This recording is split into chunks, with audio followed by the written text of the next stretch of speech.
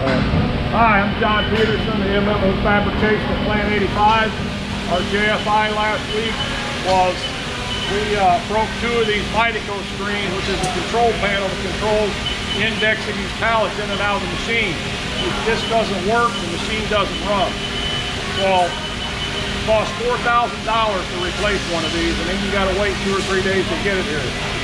So with all the coolant that splashes on there, you can see it's starting to fill up the screen, and it leaks inside, and it'll ruin the screen because it's touch screen.